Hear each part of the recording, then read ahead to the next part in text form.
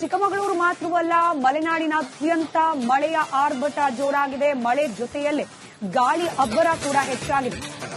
ಗಾಳಿಗೆ ಹಾರು ಹೋಗಿದೆ ಶೀಟ್, ಹಾಗೆ ನರ್ಸರಿ ಚಾರ್ಪಾಲ್.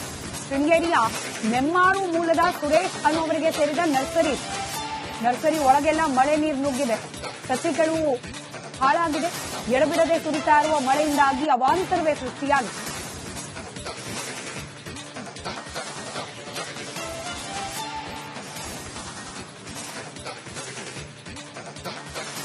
ದೃಶ್ಯದಲ್ಲಿ ಗಮನಿಸ್ತಾ ಇದ್ರಿ, ನರ್ಸರಿ ಒಳಗಡೆ ಎಲ್ಲ ಮಳೆ ನೀರು ನುಗ್ಗಿದೆ. ನಿಯಮಿತ ಪ್ರಮಾಣದಲ್ಲಿ, ಅದರಲ್ಲೂ ಸಸಿ ಹಂತದಲ್ಲಿ ಇರಬೇಕಾದ್ರೆ ನಿಯಮಿತ ಪ್ರಮಾಣದಲ್ಲಿ ಮಾತ್ರ ಅದಕ್ಕೆ ನೀರು ಸಿಗಬೇಕು. ಅತಿಯಾದ ನೀರು, ಅದರಲ್ಲೂ ಮಳೆ ನೀರು ನುಗ್ಗಿದ್ರಿಂದಾಗಿ ಸಸಿಗಳಿಗೆ ಹಾನಿಯಾಗಿದೆ. ಹಾಗೆ ಜೋರಾದ ಗಾಳಿ ಕೂಡ ಮಳೆಯ ಜೊತೆಯಲ್ಲೇ ಬೀಸ್ತಾ ಇರೋದ್ರಿಂದ ಟಾರ್ಪಾಲ್ ಹಾಗೆ ಆ ನರ್ಸರಿಗೆ ಹೊದಿಸಲಾಗಿದ್ದ ಶೀಟ್ ಎಲ್ಲವೂ ಮುರಿದು ಬಿದ್ದಿದೆ. ಕೆಲವೊಂದಷ್ಟು ಆ ಶೀಟ್ಗಳ ಹಾರು ಹೋಗಿದೆ ಗಾಳಿಗೆ. ನರ್ಸರಿ ಸಂಪೂರ್ಣವಾಗಿ ಹಾನಿಗೆ ಈಡಾಗಿದೆ. ಅದರ ದೃಶ್ಯವನ್ನ ಗಮನಿಸ್ತಾ ಇದೆ. ನಿರಂತರವಾಗಿ ಮಳೆ ಸುರಿತಾ ಇದೆ. ಮಳೆಯ ಪರಿಣಾಮ ಕೇವಲ ಜೀವ ಪ್ರಾಣ ಹಾನಿ ಮಾತ್ರವಲ್ಲ, ಈ ರೀತಿಯಾಗಿ ಆರ್ಥಿಕ ನಷ್ಟ ಕೂಡ ಶೃಂಗೇರಿ ಭಾಗದಲ್ಲಾಗಿರೋದು. ಎರಡು ದೃಶ್ಯವನ್ನ ಏಕಕಾಲದಲ್ಲಿ ಗಮನಿಸ್ತಾ ಇದ್ರಿ. ಒಂದ್ ಕಡೆ ಚಿಕ್ಕಮಗಳೂರಿನಲ್ಲಿ ಆಟೋ ಮೇಲೆ ಮರ ಬಿದ್ದ ಪರಿಣಾಮ ಆಟೋ ಚಾಲಕ ಸಾವನ್ನಪ್ಪಿದ್ರೆ, ಮತ್ತೊಂದು ಕಡೆಯಲ್ಲಿ ಶೃಂಗೇರಿಯ ನೆಮ್ಮಾರು ಅನ್ನುವಲ್ಲಿ ನರ್ಸರಿ ಒಂದಕ್ಕೆ ನೀರು ನುಗ್ಗಿದೆ. ಹಾಗೆ ನರ್ಸರಿಗೆ ಹೊದಿಸಲಾಗಿದ್ದ ಶೀಟ್, ಟಾರ್ಪಾಲ್ ಎಲ್ಲ ಹಾರು ಹೋಗಿದೆ. ಸುರೇಶ್ ಅನ್ನುವರಿಗೆ ಸೇರಿದ ನರ್ಸರಿಯ ದೃಶ್ಯಗಳನ್ನ ನೀವು ಗಮನಿಸ್ತಾ ಇದ್ದೀರಿ. ಮತ್ತಷ್ಟು ಡೀಟೇಲ್ಸ್ ನೊಂದಿಗೆ ನಮ್ಮ ಚಿಕ್ಕಮಗಳೂರು ಪ್ರತಿನಿಧಿ ಚೇತನ್ ನೇರ ಸಂಪರ್ಕದಲ್ಲಿದ್ದಾರೆ. ನಿರಂತರವಾಗಿ ಮಳೆ ಆಗ್ತಾ ಇದೆ. ಒಂದ್ ಕಡೆ ಪ್ರಾಣಹಾನಿ, ಮತ್ತೊಂದು ಕಡೆಯಲ್ಲಿ ಆರ್ಥಿಕವಾಗಿಯೂ ಸಂಕಷ್ಟ ಜನರಿಗೆ. ಸದ್ಯದ ಪರಿಸ್ಥಿತಿ ಹೇಗಿದೆ? ಜಿಲ್ಲಾಡಳಿತ ಮುಂಜಾಗ್ರತಾ ಕ್ರಮ ಅಂತ ಹೇಳಿ ಏನೆಲ್ಲ ಕೈಗೊಂಡಿದೆ, ವಿವರಿಸ್ತಾ ಹೋಗೋದಾದ್ರೆ ಚೇತನ್. ಸ್ಮಿತಾ, ಏನು ಮುಂಗಾರು ಪೂರ್ವದಲ್ಲೇ ಕಾಫಿನಾಡು ಜನರಿಗೆ ಒಂದು ವರ್ಣಾಘಾತ ಆಗಿದೆ ಅಂತಾನೆ ಹೇಳ್ಬಹುದು. ಅಂದ್ರೆ ಈಗಾಗಲೇ ಕಳೆದ 3 ದಿನಗಳಿಂದ ಸುರಿತಿರುವಂತಹ ಭಾರಿ ಮಳೆಗೆ ಒಂದೆಡೆ ಜನಜೀವನ ಅಸ್ತವ್ಯಸ್ತವಾದ್ರೆ, ಇವತ್ತು ಬೆಳಗ್ಗಿನಿಂದ ಸುರಿದ ಮಳೆ ಸಾಕಷ್ಟು ಅವಾಂತರಗಳನ್ನ ಕೂಡ ಸೃಷ್ಟಿ ಮಾಡಿದೆ. ಅಂದ್ರೆ ಪ್ರಮುಖವಾಗಿ 3 ಘಟನೆಗಳು ನಡೆದಿದೆ. ಅದರಲ್ಲಿ 2 ಕಾರ್ಗಳು ರಾಷ್ಟ್ರೀಯ ಹೆದ್ದಾರಿಯಲ್ಲಿ, ಅಂದ್ರೆ ಹೇಮಾವತಿ ಏನು ಉಪನದಿ ಇದೆ ಅಲ್ಲಿಗೆ ಬಿದ್ದಿರುವಂತದ್ದು. ಮತ್ತೆ ಅಲ್ಲಿ ಯಾವುದೇ ರೀತಿ ಒಂದು ಪ್ರಾಣ ಹಾನಿ ಆಗಿಲ್ಲ, ಕೇವಲ ಒಂದು ಸಣ್ಣ ಪುಟ್ಟ ಘಟನೆಗಳಾಗಿರುವಂತಹ, ಗಾಯಗಳಾಗಿರುವಂತದ್ದು.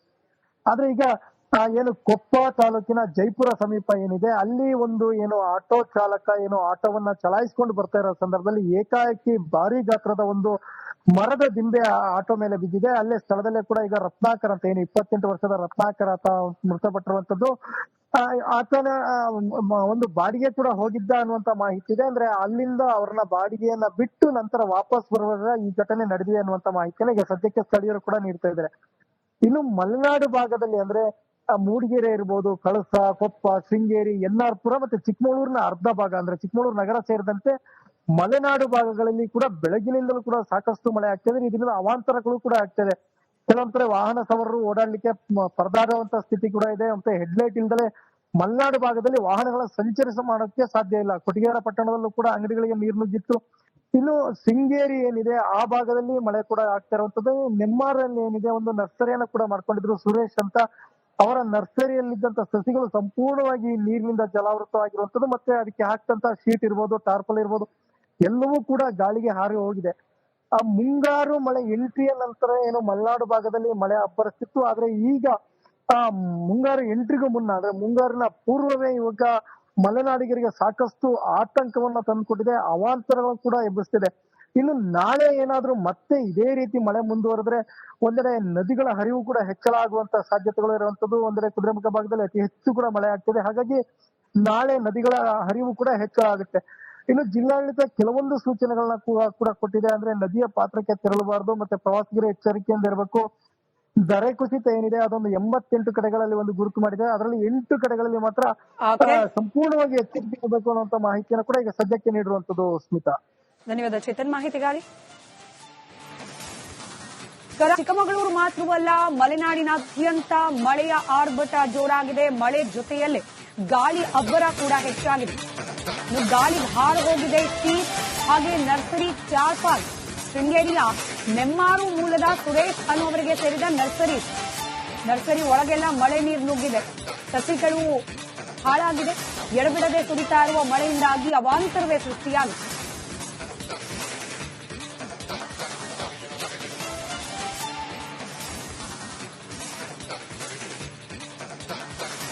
ದೃಶ್ಯದಲ್ಲಿ ಗಮನಿಸ್ತಾ ಇದ್ರಿ, ನರ್ಸರಿ ಒಳಗಡೆ ಎಲ್ಲ ಮಳೆ ನೀರು ನುಗ್ಗಿದೆ. ನಿಯಮಿತ ಪ್ರಮಾಣದಲ್ಲಿ, ಅದರಲ್ಲೂ ಸಸಿ ಹಂತದಲ್ಲಿ ಇರಬೇಕಾದ್ರೆ ನಿಯಮಿತ ಪ್ರಮಾಣದಲ್ಲಿ ಮಾತ್ರ ಅದಕ್ಕೆ ನೀರು ಸಿಗಬೇಕು. ಅತಿಯಾದ ನೀರು, ಅದರಲ್ಲೂ ಮಳೆ ನೀರು ನುಗ್ಗಿದ್ರಿಂದಾಗಿ ಸಸಿಗಳಿಗೆ ಹಾನಿ ಆಗಿದೆ. ಹಾಗೆ ಜೋರಾದ ಗಾಳಿ ಕೂಡ ಮಳೆಯ ಜೊತೆಯಲ್ಲೇ ಬೀಸ್ತಾ ಇರೋದ್ರಿಂದ ಟಾರ್ಪಾಲ್ ಹಾಗೆ ಆ ನರ್ಸರಿಗೆ ಹೊದಿಸಲಾಗಿದ್ದ ಶೀಟ್ ಎಲ್ಲವೂ ಮುರಿದು ಬಿದ್ದಿದೆ. ಕೆಲವೊಂದಷ್ಟು ಆ ಶೀಟ್ಗಳ ಹಾರು ಹೋಗಿದೆ ಗಾಳಿಗೆ. ನರ್ಸರಿ ಸಂಪೂರ್ಣವಾಗಿ ಹಾನಿಗೆ ಈಡಾಗಿದೆ. ಅದರ ದೃಶ್ಯವನ್ನ ಗಮನಿಸ್ತಾ ಇದೆ. ನಿರಂತರವಾಗಿ ಮಳೆ ಸುರಿತಾ ಇದೆ. ಮಳೆಯ ಪರಿಣಾಮ ಕೇವಲ ಜೀವ ಪ್ರಾಣ ಹಾನಿ ಮಾತ್ರವಲ್ಲ, ಈ ರೀತಿಯಾಗಿ ಆರ್ಥಿಕ ನಷ್ಟ ಕೂಡ ಶೃಂಗೇರಿ ಭಾಗದಲ್ಲಾಗಿರೋದು. ಎರಡು ದೃಶ್ಯವನ್ನು ಏಕಕಾಲದಲ್ಲಿ ಗಮನಿಸ್ತಾ ಇದ್ರಿ. ಒಂದ್ ಕಡೆ ಚಿಕ್ಕಮಗಳೂರಿನಲ್ಲಿ ಆಟೋ ಮೇಲೆ ಮರ ಬಿದ್ದ ಪರಿಣಾಮ ಆಟೋ ಚಾಲಕ ಸಾವನ್ನಪ್ಪಿದ್ರೆ, ಮತ್ತೊಂದು ಕಡೆಯಲ್ಲಿ ಶೃಂಗೇರಿಯ ನೆಮ್ಮಾರು ಅನ್ನುವಲ್ಲಿ ನರ್ಸರಿ ಒಂದಕ್ಕೆ ನೀರು ನುಗ್ಗಿದೆ. ಹಾಗೆ ನರ್ಸರಿಗೆ ಹೊದಿಸಲಾಗಿದ್ದ ಶೀಟ್, ಟಾರ್ಪಾಲ್ ಎಲ್ಲ ಹಾರು ಹೋಗಿದೆ. ಸುರೇಶ್ ಅನ್ನುವರಿಗೆ ಸೇರಿದ ನರ್ಸರಿಯ ದೃಶ್ಯಗಳನ್ನ ನೀವು ಗಮನಿಸ್ತಾ ಇದ್ದೀರಿ. ಮತ್ತಷ್ಟು ಡೀಟೇಲ್ಸ್ ನೊಂದಿಗೆ ನಮ್ಮ ಚಿಕ್ಕಮಗಳೂರು ಪ್ರತಿನಿಧಿ ಚೇತನ್ ನೇರ ಸಂಪರ್ಕದಲ್ಲಿದ್ದಾರೆ. ನಿರಂತರವಾಗಿ ಮಳೆ ಆಗ್ತಾ ಇದೆ. ಒಂದ್ ಕಡೆ ಪ್ರಾಣಹಾನಿ, ಮತ್ತೊಂದು ಕಡೆಯಲ್ಲಿ ಆರ್ಥಿಕವಾಗಿಯೂ ಸಂಕಷ್ಟ ಜನರಿಗೆ. ಸದ್ಯದ ಪರಿಸ್ಥಿತಿ ಹೇಗಿದೆ? ಜಿಲ್ಲಾಡಳಿತ ಮುಂಜಾಗ್ರತಾ ಕ್ರಮ ಅಂತ ಹೇಳಿ ಏನೆಲ್ಲ ಕೈಗೊಂಡಿದೆ, ವಿವರಿಸ್ತಾ ಹೋಗೋದಾದ್ರೆ ಚೇತನ್.